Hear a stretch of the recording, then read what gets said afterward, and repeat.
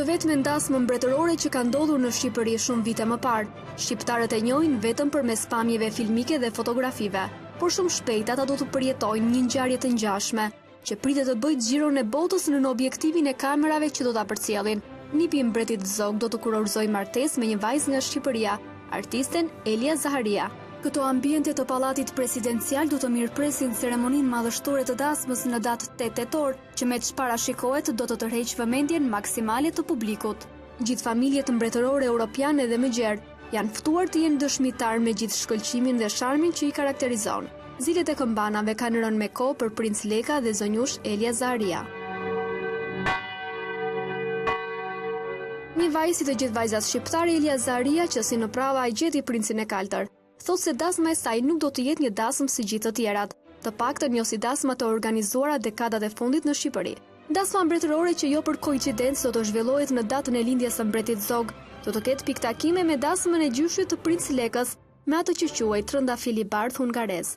Në 27 prillin e vitit të largët 1938, në një ceremoni madhështore të zhvilluar në ambientet e pallatit mbretëror në Tiranë, sot Akademia e Shkencave, monarku Ahmet Zogu vuri kuror martesore me princeshën Geraldina Aponi. Kontesha hungareze kishte bukuri të rrallë, aq sa në enciklopedinë e princeshave europiane, njej me emrin trëndafili bardh hungarez. Geraldina ishte vetëm 25 vjeç kur vuri kuror me 42 vjeçarin Ahmet Zogu. Takimi i parë mes tyre u realizua në Tiranë në vigjilje të vitit të ri, ku diplomatët shqiptarë i prezantuan mbretit në një ballo vajzën 21 vjeçare, për të cilën gazetarët shkruanin me shumë adhurim e dashuri. Në kujtimet e saj, Geraldina shprehur se ishte dashuri me shikim të parë dhe tregon se në momentin kur do të trokiste gotën me mbretin, dora ju drodh dhe gota i ranën dysheme. Asnjëherë nuk e largoj vështrimin nga unë, ndërsa më ofroi një gotë shampanjë. Gishtat tan u prekën dhe në atë çast dritat u vagëlluan. Ishte pikërisht mesnat dhe kështu e donte zakonin shqiptar, nga që isha në angështi. E lëshova gotën, e cila u thërmua në mijëra cifla kristalesh të vogla. E ndjeva se u zbeha në fytyrë, por mbreti qeshi. Ciflat sillin fat, tha ai në gjermanisht, dhe më ra në dorë si për të më siguruar. Jona e 12 tiktakeve të mesnatës ende nuk ishte fashitur, kur një vale fort duar trokitjesh dukej se do ta shëmpte dhomën. Nga të gjitha anët dhe në të gjitha gjuhët u dëgjua thirrja, fat të bardh. U ndjeva si asnjëherë më parë. Kisha rënë në dashuri. Në një ceremoni mondane me pjesëmarrjen e 10 diplomatëve të huaj u zhvillua ceremonia e martesës mes Ahmet Zogut dhe konteshës. Edhe një fakt tjetër do t'i shtonte notat e rëndësisë kësaj ceremonie krejt të rrallë. Dasma u mbulua nga 80 gazetar vendas dhe të huaj. Lajmi bëri xhiron e botës duke dalë në faqet e para të gazetave botërore. Çdo vajzë ndihet si një princesh në ditën më të veçantë të jetës, edhe për Elian me siguri do të jetë kështu dhe ndoshta pak më shumë. Elia Zaharia është tashmë princesha që rrëmbeu jo vetëm zemrën e princit, por edhe të publikut. Elia Zaharia, dikur pjesëtare e grupit muzikor Spirit Voice, rrëfen detaje kur takoi Princ Lekën. Takimi në një bar në vitin 2002 do të pasojë nga shumë takime të tjera. Neve jemi takuar për herë të parë në vitin 2002. Nuk e mbaj mend lokalin ku jemi takuar, ishte një nga daljet e para të princit në shoqëri shqiptare. Unë atëherë mbaj mend isha akoma pjesëtare e grupit Spirit Voice dhe mbaj mend për revista u bë titull që Princ Leka takon Elia në Spirit Voice. Bëhet fjalë për 2002-shën. Unë më herë mbas asaj jam larguar dhe kjo mbeti si një shaka brenda familjes time që e bërë edhe një përpara se të merri avionin dhe tik. Pastaj në 2008-ën, gjatë pushimeve verore të 2008-ës, jemi takuar gjatë një kokteli në një resort të një miku tonë përbashkët, gjatë një kokteli edhe ai ishte mediatik. Ishte takimi i parë, më pasua pastaj nga shumë takime të tjera. Domethënë lidhja ka qenë midis Shqipërisë dhe Francës vitet e para, sepse unë vazhdoja studimet. Mediat më mesët e Europës si Ola TV nga Spanja apo më gjashtë nga Franca janë vetëm disa nga televizionet që do të përcjellin ndërkombëtarisht përgatitjet e dasmës. 10 gazetarë të tjerë të huaj pritet ta mbulojnë ceremoninë martesore. Ka edhe revista si ajo suedeze me emrin Svensk Damtilding, e cila i ka kushtuar një reportazh dasmës mbretërore të Zogut dhe Geraldinës vite më vonë.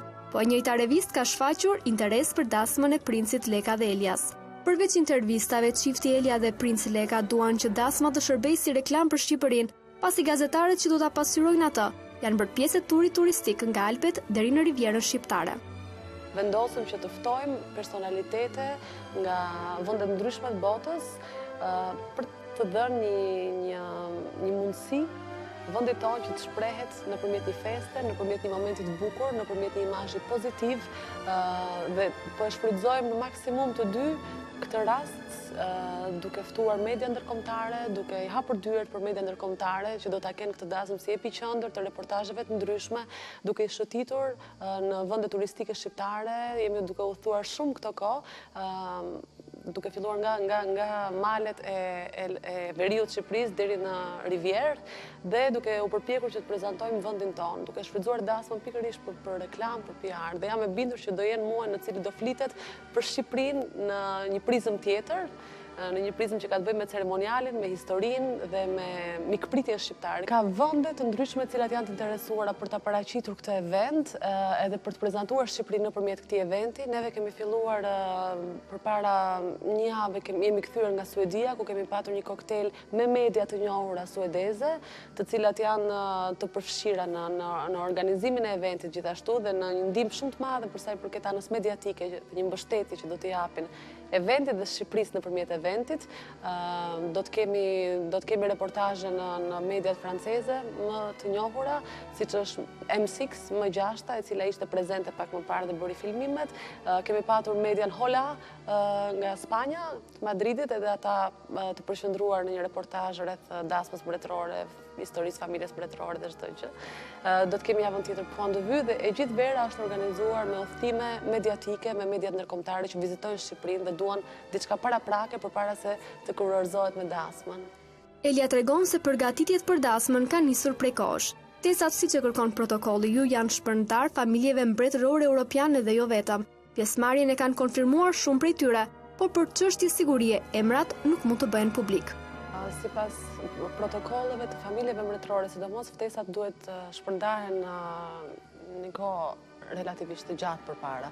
Kështu që është bërë mundë shpërndarja e ftesave jashtë Shqipërisë, ndërsa ftesat brenda Shqipërisë ende nuk kanë filluar të shpërndahen, shumë pak vete kanë prekur ftesën e tyre në Shqipëri, përveç njerëzve tanë të afërt, kuptohet, ndërsa familjet e tjera që na vizitojnë nga jashtë kanë patur mundësi që ta kenë ftesën.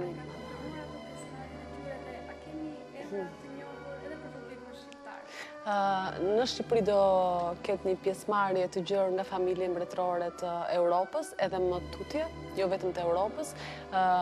Neve jemi shumë entuziast edhe optimist për listën e konfirmimeve, ishte jashtëpritshmërive tona dhe mendoj që do jetë një moment shumë i bukur për Shqipërinë që do të mbledhi në këtë pallatë, në këtë qytet njerëz të cilët i kanë dhënë shumë historisë në të gjitha vendet nga vinë. Nuk mund të japim emra, kjo për arsye sigurie dhe protokolli. Domethënë, duhet të jemi profesionist deri në fund në këtë organizim. Pallati presidencial pas kaq shumë viteve duket se do të marrë shkëlqimin mbretëror qoftë për një natë. Kujtojmë se mbreti Zog dhe mbretëresha Geraldina nuk jetuan asnjë ditë në rezidencën e cila u projektuan nga 3 arkitektë italian. Mbreti nuk e mori kur me mend se para se të ndërtojë pallati do të detyrohej të linte vendin nga pushtimi italian. Ndërkaq italianët e mbaruan ndërtimin për mbretin e tyre Viktor Emanuel, i cili gjithashtu nuk e përdori as edhe një ditë vetme, për të rënë më pas në duart e komunistëve të cilët nuk e shkatruan. Dasmorët do të akomodohen në ambientet e jashtme, ndërsa ceremonia e kurorëzimit është planifikuar të mbahet në dhomën e Fronit ose siç quhet ndryshe në sallën Skënderbe. Dekori do të jetë romantik. Nusja e ardhshme nënguron të na zbulojë disa detaje lidhur me fustanet që do të vesh, prunazat të cilat janë porositur në Belgjik, si edhe për pjesëmarrjen e të gjithë klerikëve në dasmë, një traditë tipike kjo e familjes mbretërore shqiptare.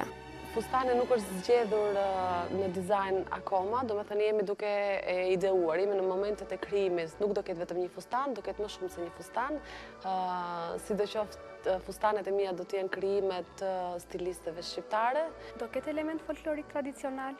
Ka mundësi, do ketë gjatë dasmës, dasma do t'jetë bazuar në element folklorik tradicional, ende nuk është vendosur a do t'jenë pjesë e fustanit, apo do t'jenë pjesë e elementeve tjerë që unë do lë disa surpriza. Dita do t'jetë e gjatë, do ketë disa evente, edhe protokolli veshjes, kodi veshjes do t'jetë sipas eventit. Unazat janë zgjedhur, është një një kompani e njohur belge që ka marrë përsipër krijimin e onazave të personalizuara, quhet Bishanasa, dhe ata kanë krijuar një onazë shumë simbolike me simbolet e kurorës Skënderbeut në fund. Besoj se do ndryshoj për atë ditë, do të jetë një dekor pak a shumë romantik, me bazë, po kam përshtypjen se për këtë avash do fillojnë do flasin vetë ekspertët e dekorit, unë nuk jam, unë kam ndoshta preferencat e mia për llojet e luleve, të buqetës, dhe janë gjëra të vogla me të cilat unë merrem sepse kam dashur që ta delegoj tek profesionistët. Një nga gjërat që më emocionojnë lidhur me këtë ceremoni është fakti që do të zhvillohet në këtë pallat, në cilin nuk mund të zhvillohej dasma e mbretit Zog dhe mbretreshës Geraldin për arsye se nuk ishte përfunduar në kohë. Dhe është si një kurorëzim i bukur edhe simbolik për ne të dy që të vim dhe të vendosim kuror pikërisht këtu.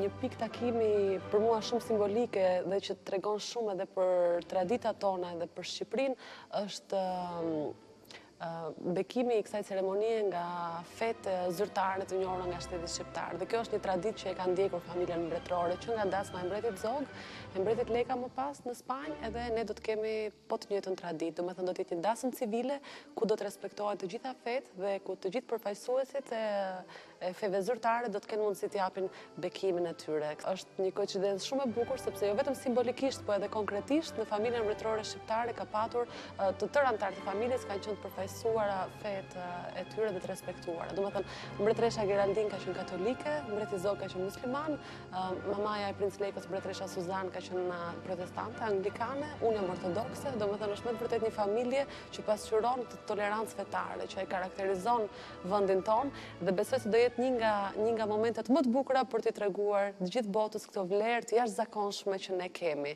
dhe që sot bota ka nevojë më shumë se kurrë për tilla mesazhe tolerancë fetare dhe në një vend kaq të vogël mund të bëjmë mund të japim një mesazh kaq universal, kaq të madh.